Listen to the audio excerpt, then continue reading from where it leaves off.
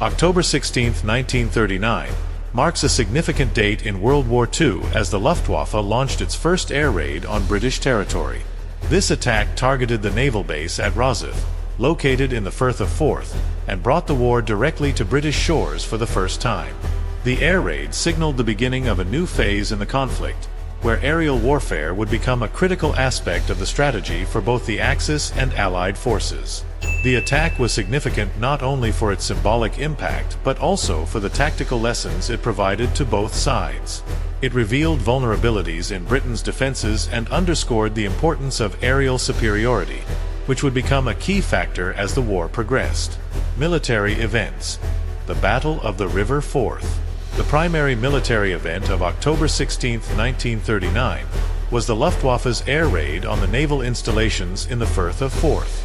Early that morning, two reconnaissance Heinkel He-111 bombers from Kampfgeschwader 26 flew over the British coast to assess the conditions for a bombing raid. These bombers, based on the island of Sylt, were scouting for British naval vessels anchored in the estuary, specifically hoping to target the battlecruiser HMS Hood, which they mistakenly believed was still present. By noon, the Luftwaffe launched a more substantial bombing raid led by 12 Junkers Ju-88 bombers from Kampfgeschwader 30, commanded by Hauptmann Helmuth Pohl. Their mission was to attack British naval vessels in the Firth of Forth. Although Hood had moved into dock, several other ships, including the light cruisers HMS Edinburgh and HMS Southampton, and the destroyer HMS Mohawk, were still anchored in the area and became the focus of the raid. As the bombers crossed the North Sea, they encountered anti-aircraft fire from British defences positioned near Dalmeny Park, and shortly after, the Royal Air Force scrambled two squadrons of Spitfires from RAF Drem and RAF Tannhaus, 603 Squadron. The Spitfires, flown by pilots including Flight Lieutenant Pat Gifford and Flight Lieutenant George Pinkerton, intercepted the German bombers. The RAF managed to shoot down two of the Junkers bombers, marking the first instance of enemy aircraft being downed by Spitfires during the war. One of the bombers crash-landed off the coast at Port Seaton, while another was shot down near Crail. Despite the defensive efforts, some bombs were successfully dropped, causing damage to British ships and installations, though the naval base itself was spared significant destruction.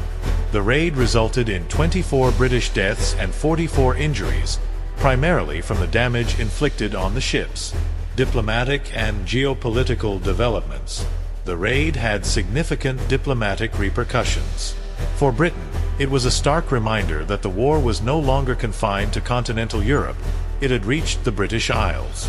Government responded by intensifying efforts to bolster coastal defenses, including the introduction of barrage balloons and early warning radar systems to protect key military and civilian targets from future raids. Germany, on the other hand, used the raid as a propaganda victory. Although the intended target, HMS Hood, had escaped unscathed, the attack demonstrated the Luftwaffe's ability to strike deep into British territory, boosting German morale at home. The success of the raid also reinforced Hitler's belief in the potential of aerial warfare to cripple Britain's military and industrial capacity. International reactions and media coverage. News of the raid spread quickly across Britain, with newspapers such as The Times and the Daily Telegraph running front-page stories about the attack. Headlines highlighted the bravery of the RAF pilots and the success in shooting down German bombers, framing the event as a moral victory for Britain despite the loss of life and damage. The public's reaction was one of shock but also resolve, with a growing sense that Britain needed to fortify its defenses and prepare for a long and difficult war. In Germany, the press celebrated the Luftwaffe's success, with state-run newspapers praising the daring raid and highlighting the effectiveness of the new Junkers Ju-88 bombers. The German propaganda machine used the event to foster national pride and further justify the war effort to the German public. Projections. The future impact of the raid. The events of October 16, 1939, would have a lasting impact on the course of World War II. For Britain, the raid underscored the importance of air defense and led to increased investment in radar technology, anti-aircraft artillery, and fighter squadrons.